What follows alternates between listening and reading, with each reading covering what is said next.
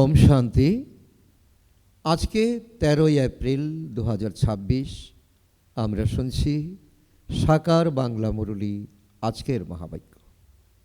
এই মহাবাক্যে বাবা বলেছেন, মিষ্টি বাচ্চারা, এখন তোমরা এমন দুনিয়ার মালিক হতে চলেছ যেখানে সীমিত কোনো কিছু নেই। যোগ বলের দ্বারা সমগ্র বিশ্বের রাজত্ব নেওয়া এও হলো অনেক বড় ওয়ান্ডার। তো বাবা আজকে আমাদের স্মৃতিরূপী পর্দায় এমন সুন্দর দৃশ্য ভাসিয়েছেন। বাবা বলছেন যে তোমরা সেই পর্দায় দেখো যে শতযুগে কেমন তোমাদের রাজত্ব হবে।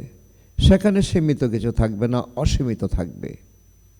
সেখানে ধন রত্ন বিষয় বৈভব সব কিছু অপর্যাপ্ত থাকবে।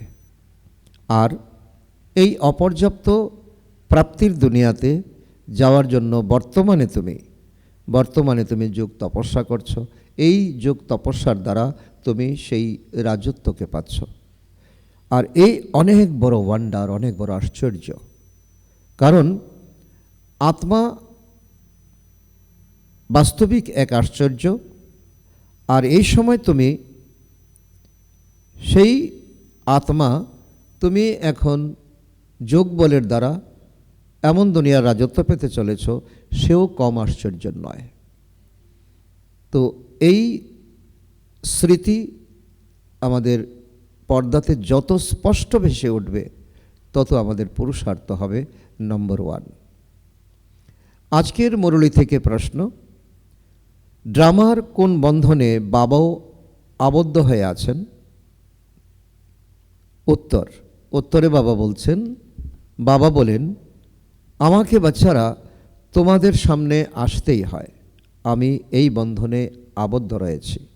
যতক্ষণ পর্যন্ত না আমি আসছি ততক্ষণ পর্যন্ত ফাঁস লেগে থাকা গ্রন্থি কিছুতেই খুলবে না।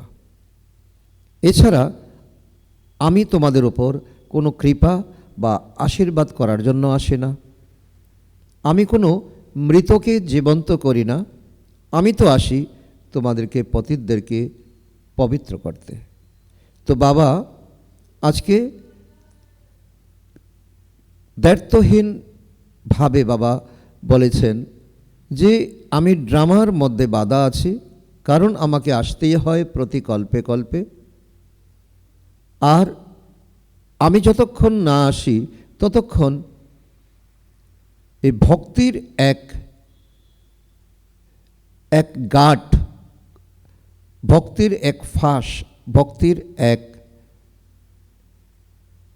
তো প্যাচ লেগেই থাকে, জট লেগেই থাকে। আর যতক্ষণ না আমি আসছি ততক্ষণ পর্যন্ত এই জট কোনো বিদ্বান, পণ্ডিত, আচার্য কেউ খুলতে পারে না, রহস্যকে খুলতে পারে না। আর এই সময় বাবা এসে আমাদেরকে রাজযোগ শিক্ষা প্রদান করছেন। বাবার কর্তব্য বাবা করছেন, আমাদেরকে পতিতদেরকে পবিত্র করার মহান শিক্ষা দিচ্ছেন, শক্তি দিচ্ছেন, গুণ দিচ্ছেন। আর এতে কৃপা বা আশীর্বাদের কোনো কথা নেই। তো একেবারে ক্লিয়ার এই ড্রামার বিষয়টা আমাদের কাছে যত হবে তত আমরা এই পাঠ গ্রহণে আমরা অগ্রসর হতে পারব। আর আমরা প্রতিটা মহাবাক্যকে ইম্পর্টেন্স দিয়ে আমরা শুনব, ধারণ করব, অন্যকে শোনাব। আজকের মুরলী থেকে গীত, তোমাকে পেয়ে আমরা সারা জগৎ পেয়ে গেছি, জমি তো জমি আমরা আসমানকে পেয়ে গেছি। ওম শান্তি। গীতের শব্দগুলি শুনে বাচ্চারা তোমাদের রোমাঞ্চিত হয়ে ওঠার কথা, কেননা তোমরা সামনে বসে রয়েছ। স্বয়ং বাবা অর্থাৎ পরমধাম থেকে আসা পরম পিতা, ওনার সামনে তোমরা বসে রয়েছ। সম্পূর্ণ দুনিয়ায় যতই বিদ্বান, পণ্ডিত, আচার্য আছে, কোনো মানুষই একথা জানে না যে অসীম জগতের পিতা প্রতি 5000 বছর পর আসেন। কেন আসেন? বাবা ক্লিয়ার বলে দিয়েছেন যে এই ভক্তির যে জট লেগে আছে, যে প্যাচ লেগে আছে, এই প্যাচ কেউ খুলতে পারে না। বাচ্চারাই জানে, তোমরাই জানো, কারণ নিশ্চয় বুদ্ধি বিজয়ন্তী। বাচ্চারা বলে আমরা যেমনই হই, আমরা হলাম তোমার। বাবাকে একেবারে আমরা উজাড় করে দিচ্ছি, বাবা আমি যেমন হই, আমি ছোট হই, আমি যেমনই হই, আমি নতুন হই, আমি পুরাতন হই, আমি কম পুরুষার্থ করি, আমি তোমার। এতটুকু যখন বাচ্চারা বলে, তো বাবা কি বলবেন? বাবা বোঝান, তোমরা যে যেমনই হও তোমরা আমার সন্তান। তো এই কত বড় স্বীকারোক্তি! বাবা বলছে যে তোমরা যা কিছু করে এসেছো মায়া রাবণের প্ররোচনায়, আর এখন যখন তুমি বলছো বাবা আমি তোমার, তো আমি কি তোমাদের ফেলতে পারি? তুমিও তো আমার। তোমরা জানো বাবা হলেন সব আত্মাদের পিতা, সবাই আহ্বান করে। বাবা বোঝান দেখো রাবণের কিরূপ ছায়া পড়েছে, তোমরা কেমন ছিলে, তোমরা কেমন হয়ে গেছো, একবার নিজের ভিতরকে তোমরা ঝাঁকিয়ে দেখো। একজনও কেউ বুঝতে পারে না যে যাকে আমরা পরমপিতা পরমাত্মা বলি তাকে পিতা সম্বোধন করে খুশির অনুভব হয় না কেন, সে কথা ভুলে গেছে।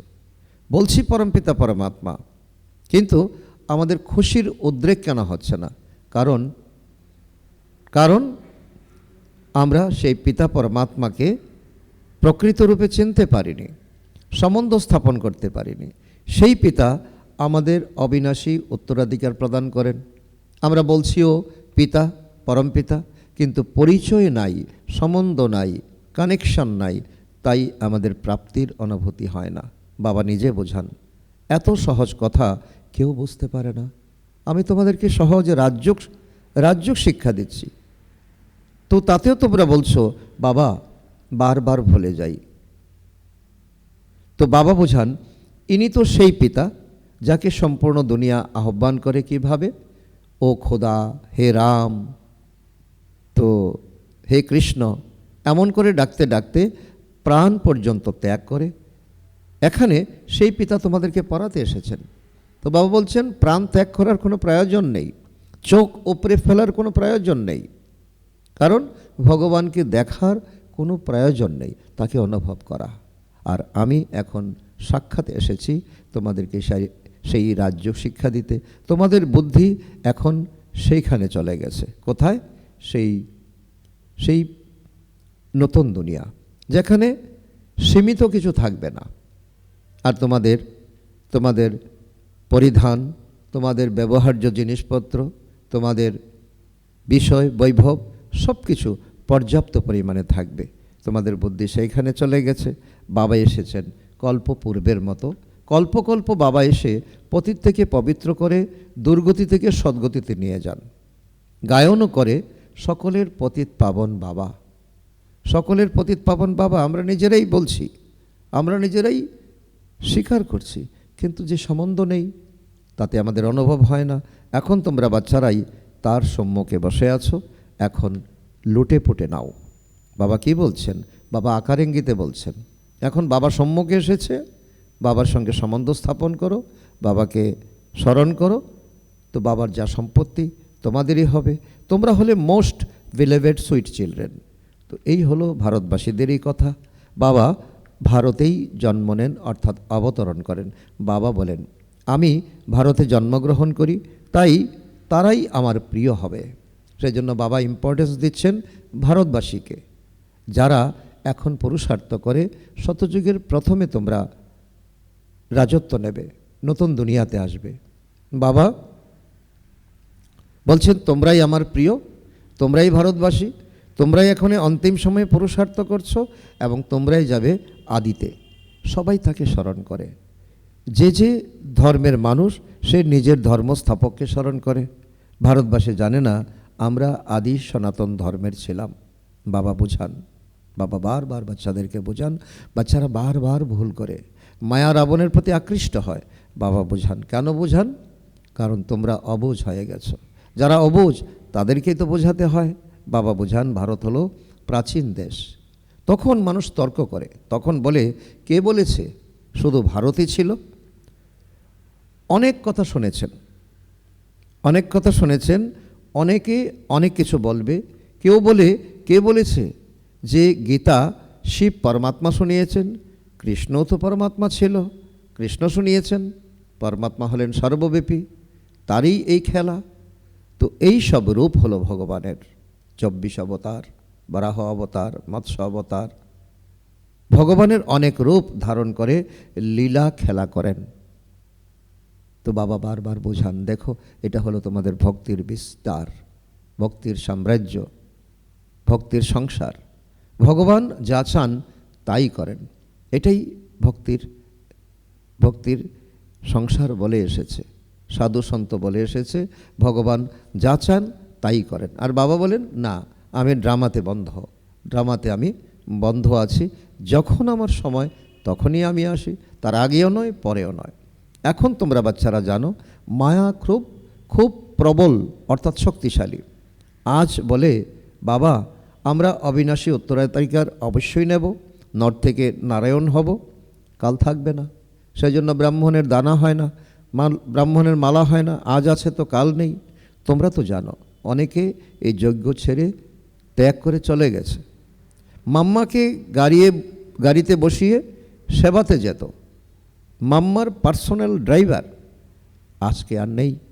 এখন ভালো ভালো বাচ্চারাও মায়ার সঙ্গী হয়ে এমনভাবে পতনের পথে চলে গেছে, আগামী দিনেও যাবে আর যেতেই থাকবে।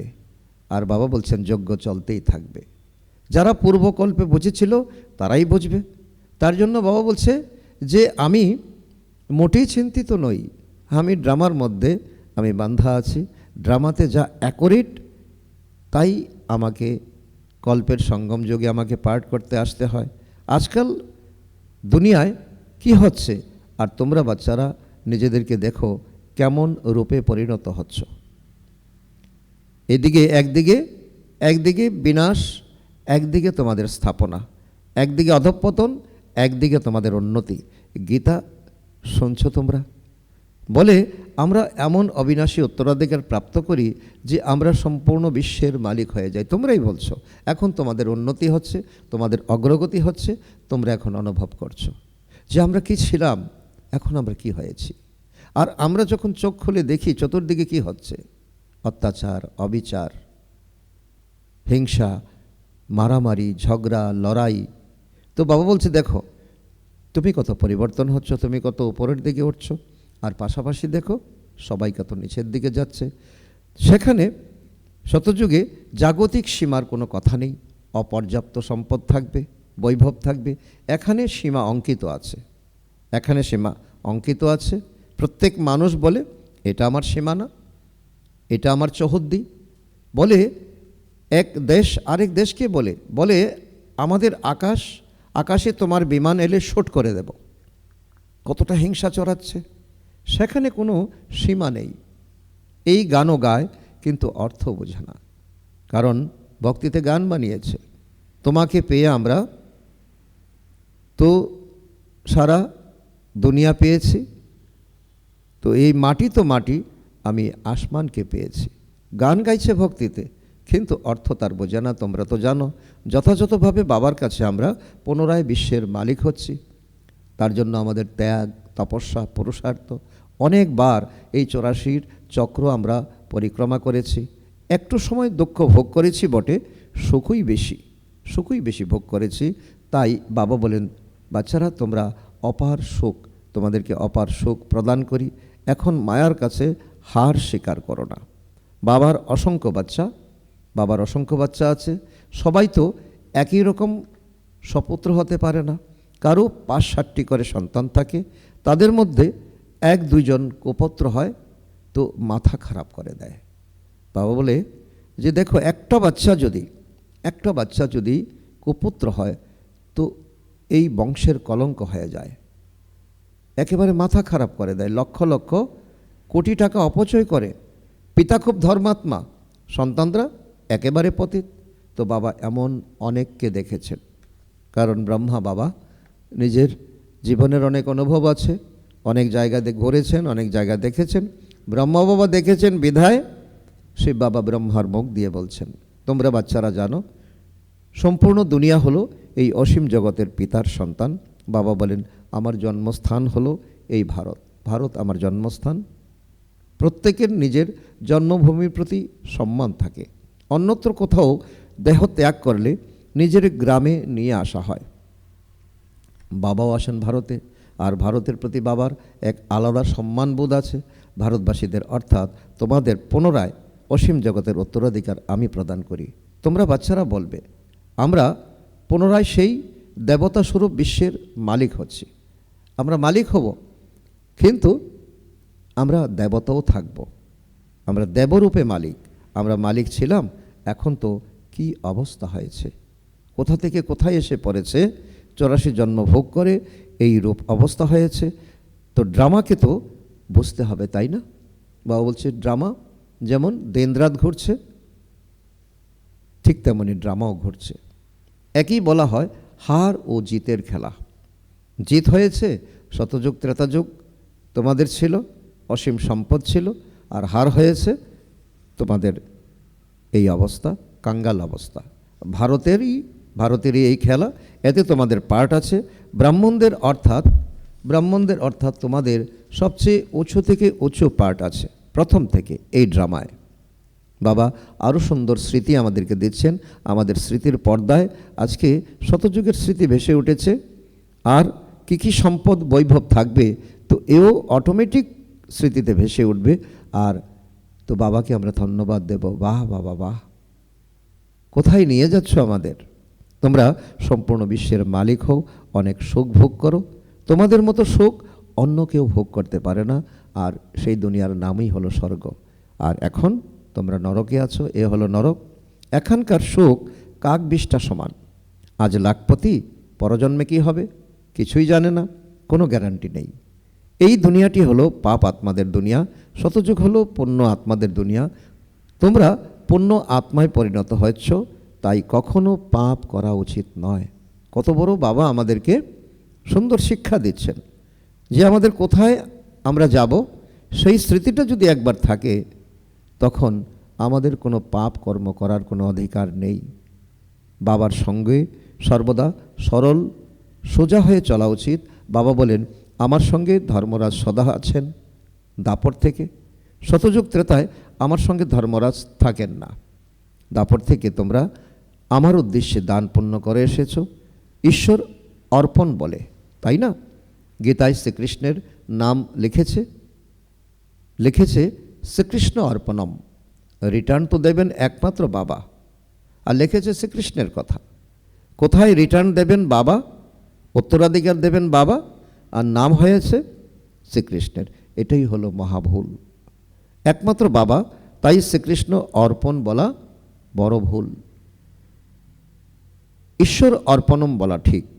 শ্রী গণেশ অর্পণ বললে কিছু লাভ হবে না, কারণ দেবী দেবতাদের তারও আত্মাকে কিছুই দিতে পারে না। বাবা একেবারে ক্লিয়ার সূত্র দিয়েছেন, সিদ্ধান্ত দিয়েছেন। তবু বাবা কি করেন? বাবা তো কৃপা সিন্ধু। তবু ভাবের ফল কিছু দিয়ে থাকি সবাইকে। যারা দান পুণ্য করে, যারা ভক্তি করে, যারা গণেশের পূজা করে, যারা কৃষ্ণের পূজা করে, বাবা ভাবের ফল কিছু দিয়ে থাকেন। আমাকে তো কেউ জানে না। এখন তোমরা বাচ্চারা জানো আমরা সব কিছু শিব বাবাকে সমর্পণ করি। বাবাও বলেছেন আমি এসেছি তোমাদের 21 জন্মের অবিনাশী উত্তরাধিকার প্রদান করতে। এখন হলো অবতরণের কলা। রাবণ রাজ্যে দান পুণ্য ইত্যাদি যা কিছু করা হয় সবই তো পাপ আত্মাদের দান করা হয়। তো আমাদের জীবন, আমাদের উপার্জন, কিন্তু আমরা কি করছি? একবার কি নিজেকে প্রশ্ন করছি যে আমার এই তন মন দিয়ে উপার্জন করা ধন আমি কি পুণ্যকর্মে লাগাবো, নাকি জানি না কি হবে তার ফল, এমন কর্মে লাগাবো? কলা বা কোয়ালিটি কম হতেই থাকে। যদি কিছু প্রাপ্তি হয়েও যায় তাও অল্পকালের জন্য। কেউ হসপিটাল খুলে দিল, ধর্মশালা খুলে দিল, কেউ শিক্ষা প্রতিষ্ঠান খুলে দিল, তার জন্য তার শিক্ষা হতে পারে, স্বাস্থ্যের অধিকারী হতে পারে, তাও অল্প সময়ের জন্য। এখন তো তোমরা 21 জন্মের জন্য প্রাপ্ত করো, তোমাদের হেলথ, ওয়েলথ, হ্যাপিনেস সম্পূর্ণ গ্যারান্টি থাকবে। তাকেই বলে রামরাজ্য, অর্থাৎ সত্যযুগ। এমন বলবে না সেখানে ঈশ্বরের রাজ্য আছে, রাজ্য তো থাকে দেবী দেবতাদের, অর্থাৎ 9 লাখ আত্মা সেখানে বসবাস করবে। বাবা বলেন আমি রাজত্ব করি না, আমি তোমাদেরকে দিয়ে আমি পরমধাম চলে যাই। তোমাদের যে আদি সনাতন দেবী দেবতা ধর্ম ছিল তা এখন প্রায় লুপ্ত হয়েছে, সেসব এখন পুনরায় স্থাপন হচ্ছে।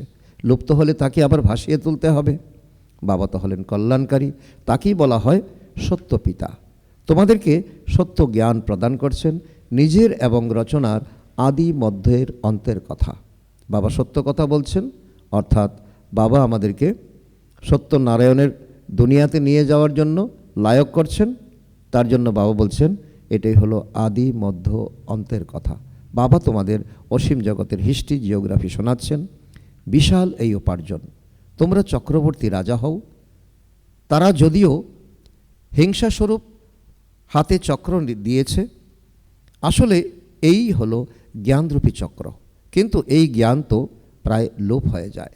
তোমাদের এই হলো মুখ্য চিত্র, একদিকে ত্রিমূর্তি, অন্যদিকে বৃক্ষ এবং চক্র। বাবা বুঝিয়েছেন, শাস্ত্রে তো কল্পের আয়ু 1,00,000 বৎসর লিখে দিয়েছে। সুতুর গুচ্ছটি সম্পূর্ণভাবে জড়িয়ে গেছে। সুতুর যদি একটা গুচ্ছ যদি পেঁচিয়ে যায়, জড়িয়ে যায়, তার গাঁট খোলা অসম্ভব। বাবা ব্যতীত কেউ এই জট খুলতে পারবে না। বাবা স্বয়ং এসেছেন সম্মুখে।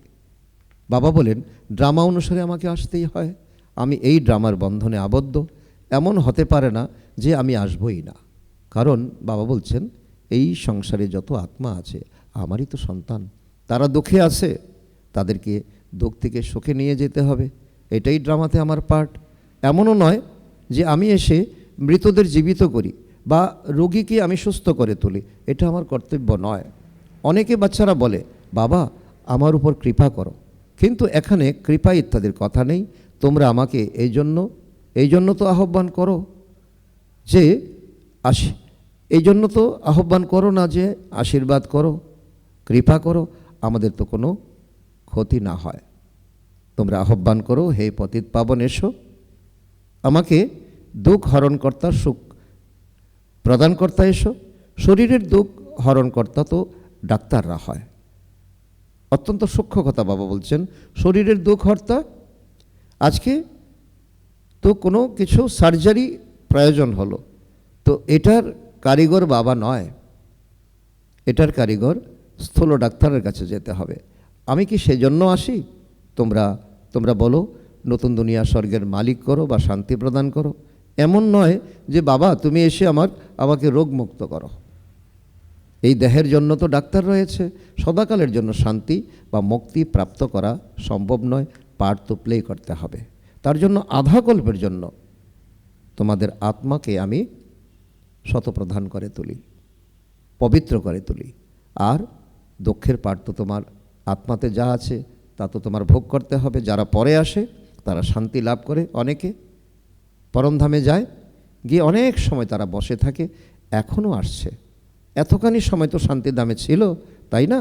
এখন যে আত্মাটা সদ্য পরমধাম থেকে এসেছে, বাবা জানে, বাবা বলছে সে তো অনেক সময় পর্যন্ত শতযুগ গেল, ত্রেতাযুগ গেল, দাপর গেল, কলিযুগেরও একেবারে শেষ পর্যায়ে এখন এসেছে সে পরমধাম থেকে, এখনও অনেক আত্মা আছে। তো বাবা বলছে তো সে তো পরমধামে ছিল। ড্রামার অনুসারে যাদের পার্ট আছে তারাই আসবে, পার্ট বদল হতে পারে না। বাবা বুঝান শান্তিধামে তো অনেক আত্মারা বসে তো বাস করে, যারা পরে আসে তারা অনেক সময় পর্যন্ত, তারা প্রায় 5,000 বৎসর পর্যন্ত তারা শান্তিধামে বসে আছে। তো এরূপ ড্রামা নির্দিষ্ট আছে, পরের দিকে আত্মাদের পরেই আসতে হবে। এই বৃক্ষটি পূর্ব নির্ধারিত রয়েছে, এই চিত্র ইত্যাদি যা আছে সব তোমাদের বোঝাতে হবে, বুঝতে হবে। আরও অনেক চিত্র তৈরি হবে, কল্প পূর্বের মতো তৈরি হবে। 84 বিস্তার বৃক্ষও আছে, 84 জন্মের বিস্তার এই কল্পবৃক্ষের মধ্যে আছে, ড্রামার চক্রের মধ্যে আছে। এখন সিঁড়ির চিত্র তৈরি হয়েছে। মানুষ তো কিছুই জানে না, আমাদের জীবনের উত্থান আর পতনের কাহিনী একেবারে বোধহীন। এখন বাচ্চারা তোমাদের বুদ্ধিতে আছে, পরমপিতা পরমাত্মা হলেন জ্ঞানের সাগর, শান্তির সাগর, তিনি আমাদের এই দেহের আধার নিয়ে পড়াচ্ছেন। বাবা বলেন আমি আসি, তার মধ্যে যে সর্বপ্রথমে বিশ্বের মালিক ছিল তার মধ্যে আসি, অর্থাৎ ব্রহ্মার শরীরে আসি। তিনি স্বর্গের প্রথম মহারাজা ছিলেন। তোমরাও জানো, যথার্থই আমরাও ব্রহ্মা দ্বারা ব্রাহ্মণ হই, গীতায় এই কথা লেখা নেই। বাবা বলেন ইনি অর্থাৎ ব্রহ্মা বাবা নিজেই নারায়ণের পূজা করতেন। ট্রেনে যাত্রা করতে করতে গীতা পাঠ করতেন। মানুষ ভাবে ইনি তো ধর্মাত্মা। এখন সেই সব কথা ভুলে যাচ্ছেন, তবু ব্রহ্মা বাবা গীতা ইত্যাদি পাঠ তো করেছেন, তাই না? ওনার ভক্তির অবশিষ্ট ছিল। বাবা বলেন আমি এইসব জানি। এখন তোমরা চিন্তন করো যে আমরা কার সম্মুখে বসে আছি। কারণ যে কথাটা চিন্তন করলে তোমাদের ভাবের উদ্রেক হবে, তোমাদের উন্নতি হবে, তোমাদের অধঃপতন হবে না। যার দ্বারা বিশ্বের মালিক হও, তাহলে ক্ষণে ক্ষণে তাকে ভুলে যাও কেন? বাবা বলেন তোমাদেরকে 16 ঘন্টা আমি ফ্রি দিয়েছি, বাকি সময়ে নিজের সার্ভিস করো। নিজের সার্ভিস করা অর্থাৎ বিশ্বের সার্ভিস করা। এতখানি পুরুষার্থ করো, কমপক্ষে 8 ঘন্টা বাবাকে স্মরণ করো। দিন রাতের 24 ঘন্টার মধ্যে বাবা চাইছেন অন্তিম সময়ে যাতে তোমার চার্ট 8 ঘন্টা বাবাকে স্মরণ করার জন্য, বাবার সেবা করার জন্য হয়। এখন সারাদিনে 8 ঘন্টা বাবাকে স্মরণ করতে পারবে না, এখন পারবে না। ওই অবস্থা যখন হবে তখন বুঝবো এই আত্মা অনেক সার্ভিস করে, আমরা অনেক সার্ভিস করি। এমন ভেবো না। ভাষণ খুব ফার্স্ট ক্লাস করো, কিন্তু যোগ একদম নেই। সেই জন্য বাবা বলছেন যতটা স্বউন্নতি ততটা সেবা করা, যতটা সেবা করা ততটা স্বউন্নতি। যোগের যাত্রাই হলো মুখ্য। বাবা বলেন মাথার উপরে তোমাদের বিকর্মের বোঝা অনেক, একটু ভেবো তো দেখো। তাই সকালে উঠে বাবাকে স্মরণ করো। 2টো থেকে 5টা পর্যন্ত ফার্স্ট ক্লাস বায়ুমণ্ডল থাকে। আত্মা রাত্রে আত্ম অভিমানী হয়ে যায়, যাকে নিদ্রা বলা হয়। তাই বাবা বলেন যতখানি সম্ভব বাবাকে স্মরণ করো। এখন বাবা বলেন মন্মনা ভব, এ হলো উত্তরণ কলার মন্ত্র। আচ্ছা, মিষ্টি মিষ্টি হারানিধি বাচ্চাদের প্রতি মাতা পিতা বাপদাদার স্মরণের স্নেহসমন আর সুপ্রভাত। আত্মাদের পিতা তার আত্মারূপী বাচ্চাদের জানাচ্ছেন নমস্কার। আমরা আত্মারূপী সন্তানরা আমাদের মাতা পিতা বাপদাদার আদরের স্নেহসমন, সুপ্রভাত ও নমস্কার। ধন্যবাদ বাবা, ধন্যবাদ। আজকের মুরলী থেকে ধারণার জন্য মুখ্যসার 1 নম্বর, বাবার সঙ্গে সহজ সরল ও সততার সাথে চলতে হবে। কল্যাণকারী বাবার সন্তান, তাই সকলের কল্যাণ করতে হবে, সুপুত্র হতে হবে। নাম্বার 2, কর্ম করার সাথে কমপক্ষে 8 ঘন্টা স্মরণে নিশ্চয়ই থাকতে হবে। স্মরণেই হলো মুখ্য, এর দ্বারাই বিকর্মের বোঝা কম করতে হবে। আজকে বাপদাদার মধুর বরদান আমাদের বাচ্চাদের প্রতি। দাতা হয়ে প্রত্যেক সেকেন্ডে, প্রত্যেক সংকল্পে দান দেওয়া, উদারচিত মহাদানী ভব। তোমরা দাতার বাচ্চারা, গ্রহিতা নও, দাতা। প্রত্যেক সেকেন্ড, প্রত্যেক সংকল্পে দিতে হবে। যখন এইরকম দাতা হয়ে যাবে তখন বলা হবে উদারচিত মহাদানী। এরকম মহাদানী হলে মহান শক্তির প্রাপ্তি শত হতে থাকবে। কিন্তু দেওয়ার জন্য নিজের ভাণ্ডার ভরপুর চাই।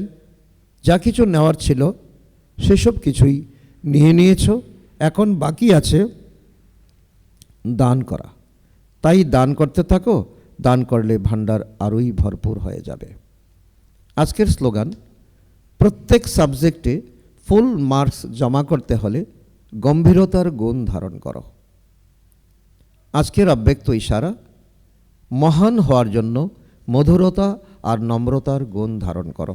এর অন্তর্গত বাবা বলেছেন নম্রচিত আত্মা সহজেই সুখদাতা হতে পারবে, কিন্তু অভিমান নম্রচিত হতে দেয় না। নম্রচিত না হলে সেবা হবে না। সেবাদারির বিশেষত্ব হলো সদা নম্রচিত।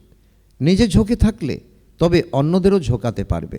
যত নম্রচিত হবে ততই নির্মাণ করবে। যেখানে নির্মাণতা থাকবে সেখানে অহংকার থাকবে না, আধ্যাত্মিকতা থাকবে। যেরকম বাবা কতই না নম্রচিত হয়ে আসেন, এরকম ফলো ফাদার করো। আচ্ছা, ওম শান্তি।